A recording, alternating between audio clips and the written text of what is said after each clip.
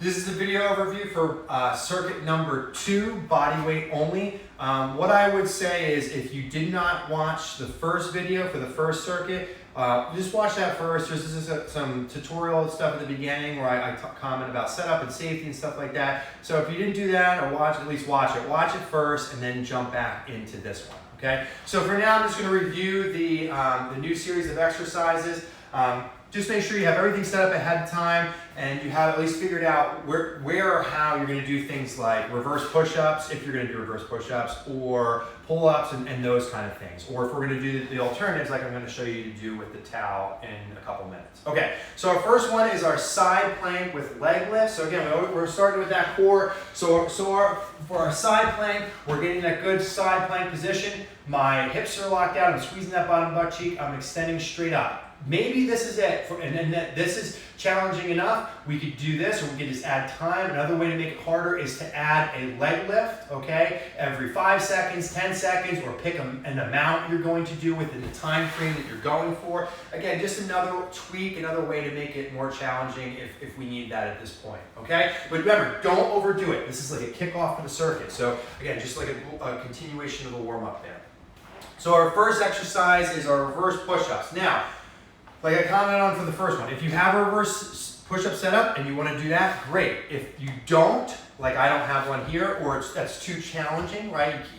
It's too hard for you to get the reps that are suggested on there, we could do a towel row instead. So again, I'll just quickly demo that. Nice long towel, wrap it around, okay? I want to sit, right? Like I'm sitting in a chair. I want to move those feet a little bit closer so I don't get too upright on my movement in, and I'm just controlling and rowing right there. Again, mix and match that depending on your ability level and also what you have access to, okay? Our next one is our step ups, right? So I have my step up apparatus here, my cooler.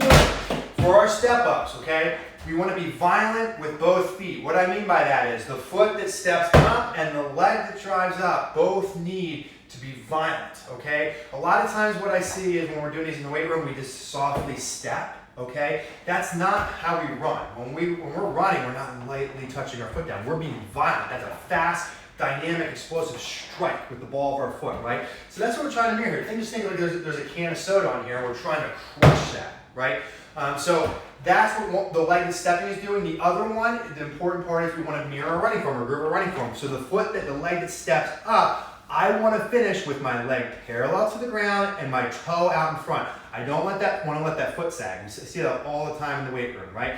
We're shortening our stride right here, okay? We want to groove that running form. I want to see that toe in front of my knee. And the nice thing is, without any dumbbells or anything that we're doing here, we can really work that good arm action as well, right? So you should be able to see a great angle here. Opposite arm, opposite leg. 90-degree angles, pocket the chin, working opposite, right? So again, as I stop and I drive, my legs are working in that opposite angle. And then I'm gonna step and come all the way down. Don't leave that foot up, right? Because now we're not getting that benefit of that drive foot coming down, right? So we're stomping, driving, coming all the way down, do all one side, then I'm gonna switch to the other, right? I'm gonna stomp and drive, okay? Opposite arm, opposite leg. Good tempo, right? We want to probably go through these pretty quickly, especially because we don't have, we're not utilizing resistance, right? No tubes, no bands, no dumbbell weight, right? But if we need to, we can slow down our tempo, right? That's one thing we can definitely manipulate one way or the other in our favor, okay? Next one is our push-ups. So, like I said in the first circuit, try, if you can, to get some variety between your push-up selections. Again, they appear twice on the circuits, now and then a little bit later. If you can, add a little bit of variety, even variety from what you did in the first circuit. So if you keep flip-flopping between circuit number 1 and this one, try maybe 4 different push-ups that you're doing each time, okay? But again, if you don't, if we're just doing the regular push-ups and we're just trying to progress through those, we're working towards not needing any assistance or modification with those, that is 100% fine too, okay? So next one is a new one for a lot of us, okay? Well, if you haven't done yoga before. So we want to try to get a way of working in some eccentric or some more of a posterior chain here. So a nice way to do that, and if we've done it before we've experienced this, is with our warrior poses, okay? So we can do, so our warrior pose is one leg is down. It's gonna look like our single leg squat essentially, right? Especially if we've done the single leg band version where we're starting in that and going in, okay? So for this, we want to, if we can, have our arms extended straight out in front of us, okay? So my arms are extended straight out. I'm gonna let that heel come up behind me, okay? And I wanna finish with everything parallel to the ground, okay? And this down leg fairly straight, okay? So I'm just going to try to get there, maintain that position, come back. Maybe you need to touch down, maybe you can knock bounce, and I'm gonna do them for reps. So a lot of times when we're doing yoga, we're holding that for an extended period of time, right? We're holding that pose. This one we want more fluid, like 1 rep and snatch, just like we're doing a single leg RDL. Another version, if that's too hard to extend your arms straight out, is to hold your planes what's called airplane style, okay? So you could do that holding your palms straight down and doing this. You can hug your palms up. That's really of a preference thing, but that would be a way to make it slightly easier as opposed to extending straight out overhead. The other reason I would suggest, if you can, to do your arms extended straight out overhead is so we're actually getting a little bit more back work, right? Because that's tough to do. It's tough to get a lot of good back work. In a body weight only circuit. I mean, we could do like Y's, T's, and arrows and that kind of stuff. And depending on what sport you play, like baseball, softball, you might be doing that anyway as part of your injury prevention protocol, okay? But if not, we want to start to get a little bit of that work. So trying to maintain those straight arms and keeping them in line with our ears, not letting them fade forward right here if possible, okay? So do all one leg and the other there, and then we'll move on to our next one, which is pull-ups, okay? So again, like I said in the first circuit, if you have a spot to do pull-ups, great. And/or you have the ability to do pull-ups, okay, great. If not, we're gonna go back to our towel row exercises. Okay, so we're still getting some back work, okay, which is ideally what we're looking for, some pulling exercises, a pulling exercise rather, okay? So if you remember, the second towel one we did in the other circuit was a self-resisted one.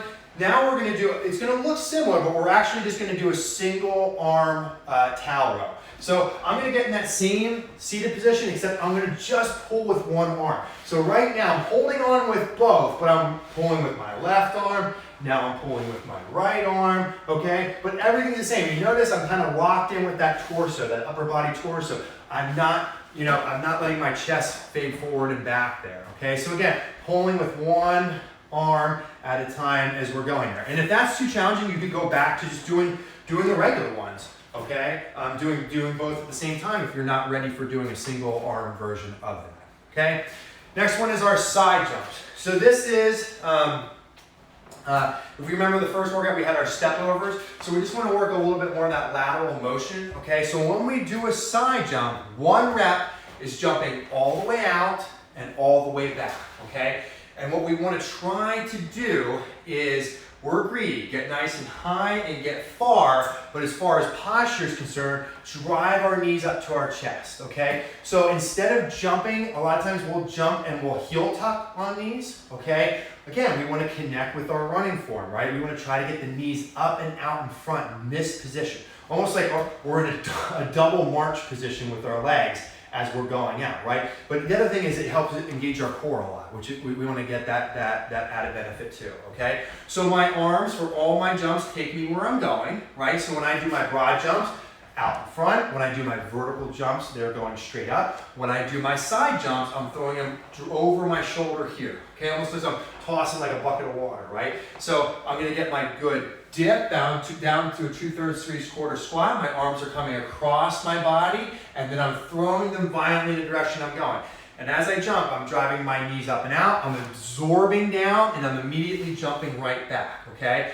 Now, one way to modify these before I show you is to pause, right? So if you've never done a side jump before, we're having trouble with them, or we're just gassing because it's like near the end of the circuit, right? Maybe in round 2 or 3. We can pause, right? You can jump, land, regather yourself, and jump again. But ideally what we're looking for is like a rebound. Like jump, jump. What we tell our little kids at our camps is you're landing on hot coals, right? So as soon as you jump, you're absorbing down and you're landing back, okay? So again, I'm jumping up, jumping out, and then I'm landing that second one nice and low, okay? You can do them like that, one reset, or if we're a veteran side jumper, we can do them continuously, you know what I mean? So like one jump into the next, okay? So do one direction and then do the other direction, and then that's one set right there. At least that's how it's programmed. So this will probably be the most taxing as far as, you can hear it, the lungs and the heart are concerned, okay? But that's why it's followed up, or rather put near the end of the circuit. So we have that recovery coming pretty quickly, okay? So after our side jumps, we have our second round of push-ups. Like I mentioned before, again, if we can add some variety, we keep progressing on the skill level that you're at, okay? Last one is our core exercise. So this is our straight leg fire hydrants, okay? So we did the bent leg the last time. So remember, I'll show you from the side here, okay?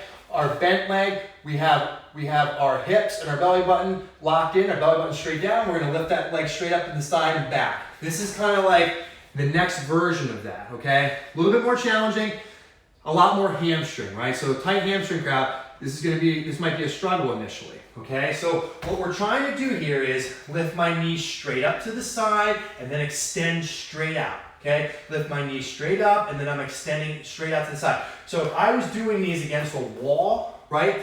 I wouldn't rub my foot against the side of the wall, right?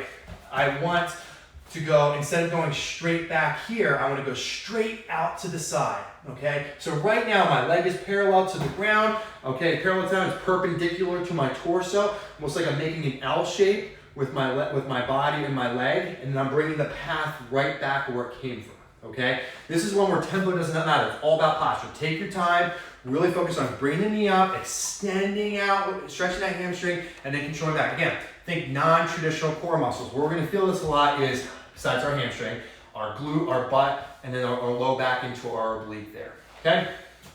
And then, remember, we do our 9 exercises in order. We take a break, round 1. We do our second one in order, 9 exercises, take another break, round 2's over, and then we do our third round, and we do our 9 exercises in order, and then we finish with our core.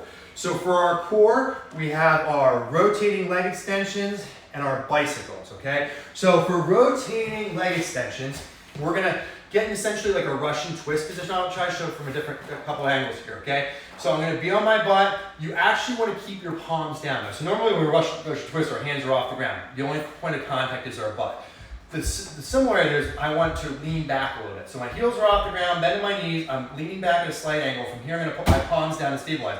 What I want to try to do is reach at a 45 degrees. So I'm rocking onto my left butt cheek, extending my arms, coming back. Now rocking onto my right butt cheek, extending my legs, coming back. So again, left butt cheek can extend, right butt cheek can extend, and I'm just going to alternate back and forth, okay? We can go to faster tempo if you want, you can slow, you can stagger your tempo, but what you want to think about doing is, again, crunching, right? Whenever we're doing a core exercise that involves the movement of our legs, we don't just want to annihilate our hip flexors, we want to think about crunching, engaging our whole core, especially our whole lower half of our abdominal, which leads me into bicycles, okay? So that's our other one. So this is one that is probably most beneficial if you do alternate, right, between fast or slow, okay? Or what we would say in our program, walking and sprinting, right? So for this, I want to get some rotation in my upper half. So as my right leg extends, I'm bringing that top elbow and shoulder across, okay? Again, my shoulder blades are crunched off the mat, my head's not resting, okay? My core is completely contracted, and then I'm gonna go to the other side. Again, getting some rotation here, some twisting. A lot of times, when I see us do this, our shoulders never move, right?